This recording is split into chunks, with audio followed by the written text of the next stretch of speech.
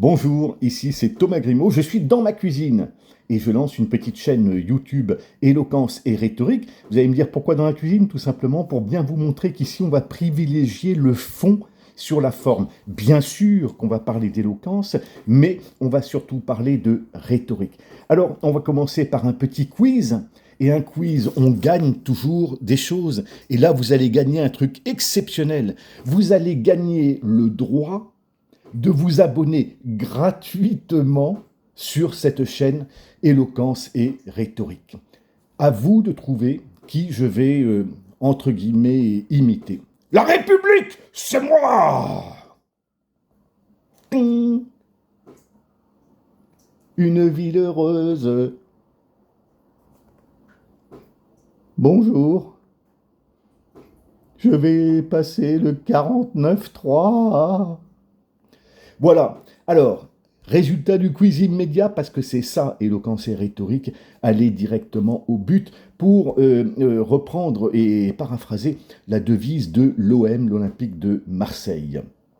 Bien sûr, le premier, vous l'avez reconnu, la République, c'est moi. Qui est-ce? Eh bien, c'est Jean-Luc, le camarade Jean-Luc, le camarade président, le patron de la mouvance, du mouvement, plus exactement, parce que ce n'est pas un parti. LFI, la France insoumise. Insoumise à quoi? Ce n'est pas dans le titre. C'est peut-être une erreur d'ailleurs de rhétorique. Peu importe. La deuxième, c'est Sarah Knafo.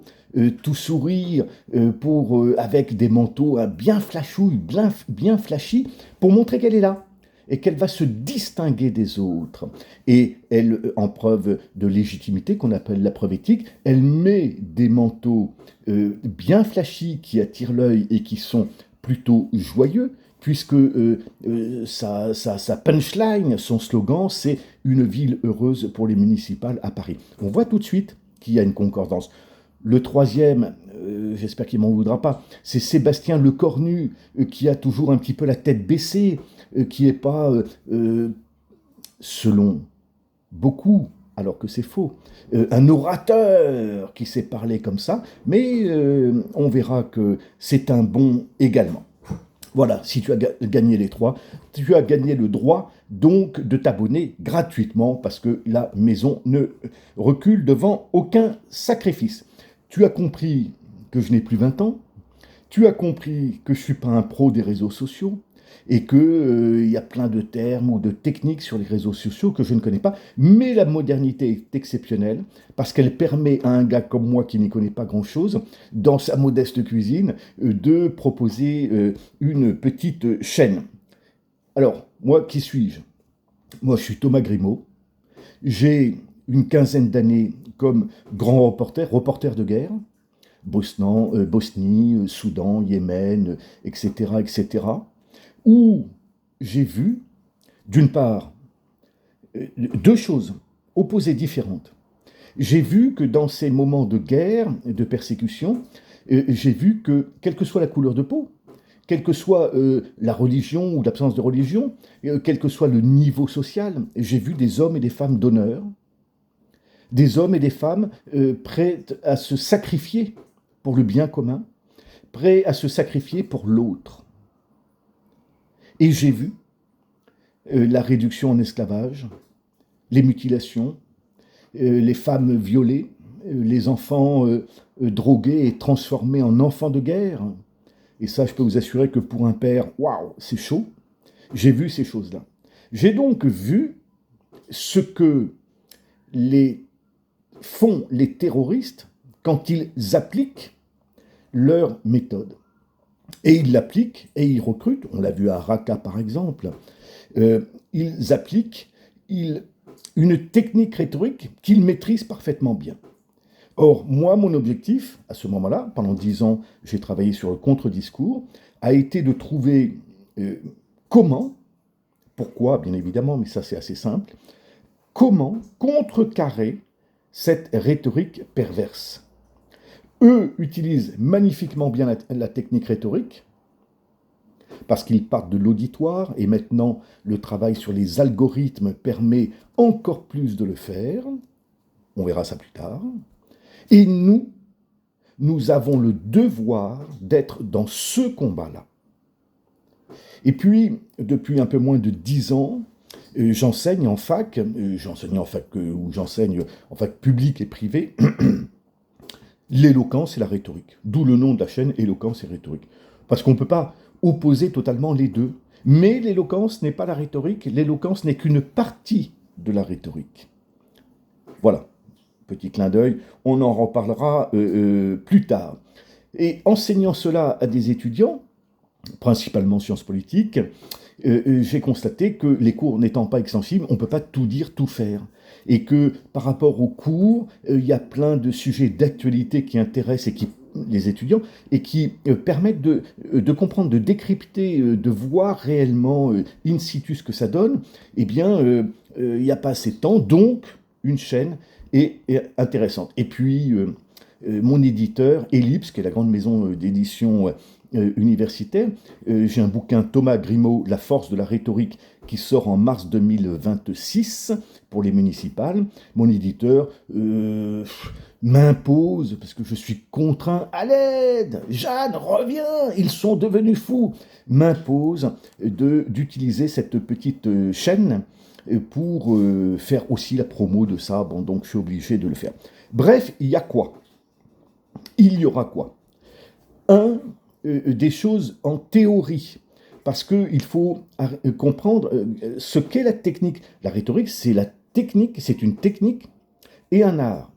La technique qui est une faculté de saisir ce qui, dans chaque domaine de débat, aura la capacité de permettre de convaincre un auditoire que le moyen que je défends, envoyer des soldats français en Ukraine, ne pas envoyer des soldats français en Ukraine, est le meilleur pour l'obtention du bien commun de la cité, ou du club de foot, ou de la structure, peu importe. Et puis c'est un art, c'est-à-dire l'application très concrète de ces techniques, de ces principes d'action, de ce manuel d'utilisation de la machine à laver ou de la voiture, à un cas concret. Et donc ça devient à cet auditoire précis, dans ces circonstances, que le moyen que je défends est le meilleur pour obtenir le bien commun. Donc, il y aura des trucs de théorie, et puis il y aura aussi des choses plus pratiques ou d'actualité. Plus pratique, par exemple, on pourra essayer de donner des clés, l'amont, l'aval, mettre en perspective, expliquer d'où cela vient et donc comprendre où cela ira. Hein, par exemple, François Ruffin, au BIS à Nantes, qui vient de lancer son idée de puits du fou de gauche. Comment décrypter la chose, ce que ça veut dire. Et donc, on comprendra les réactions des autres personnels de la gauche ou de la droite. Donc, des trucs d'actu. On étudiera aussi, bien sûr, les grands discours des ténors, qu'ils soient anciens, Cicéron, Quintilien, Marius, ou plus récents, Clémenceau, Jaurès, ou encore plus récents, avec le message du 17 juin du maréchal Pétain, je fais le don à la France de ma personne, et puis le contre-discours du lendemain, avec l'appel du 18 juin du général de Gaulle à Londres, son premier appel, qui est un chef-d'œuvre. Pour deux raisons. Un, pour l'honneur, pour le fond, il dit non à la défaite, non à accepter cet état de fait. Et puis deux, il fait une contre-argumentation, c'est-à-dire qu'il reprend l'argument de Pétain pour le retourner en lui donnant une autre perspective. Et ça, tout ça, on l'étudiera. Et puis, les grands, les ténors d'aujourd'hui, donc on a parlé de Jean-Luc Mélenchon tout à l'heure, la République, c'est moi, bon, il y a aussi Marine Le Pen, il y a aussi Jordan Bardella, il y a aussi Emmanuel Macron, il y a aussi Olivier Faure, peut-être, on pourra peut-être le mettre dans cette structure, et ainsi de suite, et ainsi de suite. Mais il n'y a pas que les ténors, il y a les futurs ténors, et on voit bien que certains sont bons, très bons.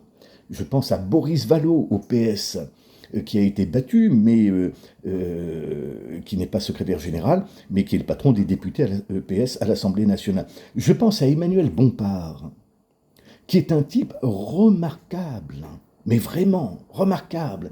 Il est en capacité, lui, de répondre à des fausses accusations ou à des accusations mal portées ou à des questions imprécises avec un calme olympien. Et je pense que après le côté un petit peu, j'espère qu'il ne m'en voudra pas, excité, passionné du camarade Jean-Luc, président pas élu à vie, eh bien, lui peut-être, on verra, on verra, on verra. Voilà, donc il y a les ténors, les futurs ténors, il y aura l'actualité, comme on l'a dit avec François Ruffin et le Puy du Fou de gauche, et puis il y aura des critiques de bouquins, parce que quand on est en fac, ou même quand on s'intéresse à quoi que ce soit, il faut lire des bouquins. Il n'y a pas que les réseaux sociaux, les camarades. Et à un moment, il faut que vous-même alliez à la source. Moi, j'essaierai de vous donner des clés de décryptage, mais ma lecture ne sera pas complète comme la vôtre, ou elle sera un petit peu différente de la vôtre. Et vous serez peut-être touché par tel point, tel sous-chapitre ou tel paragraphe auquel moi, je n'aurais pas prêté attention. Le but, c'est pas que vous m'écoutiez. Le but, c'est que vous m'écoutiez uniquement pour acquérir de la technique, développer votre art. Et le but ultime, c'est quoi? Et c'est là où je rejoins Clément Viktorovitch dans Le pouvoir rhétorique, livre dont on parlera, et vous verrez que la critique ne sera pas forcément toujours positive dans mes propos. Pardon, je tousse, excusez-moi. Je suis d'accord avec lui là-dessus. La rhétorique, comme technique et art, doit vous servir pour juger en pleine connaissance, en pleine conscience, dirait-on maintenant dans les centres de bien-être, les embrasseurs d'arbres, les bols chantants, bon, juger si tel homme politique qui présente son projet est digne de votre vote. Parce que le but, c'est que vous alliez voter et que vous choisissiez. C'est ça qui est important. Alors rendez-vous à une prochaine vidéo si vous le voulez bien, et je vous rappelle que vous avez gagné le droit de vous abonner gratuitement, c'est rare à notre époque, à cette chaîne Éloquence et Rhétorique. Et n'oubliez pas une chose, la plus importante de toutes, la vie est belle. À bientôt.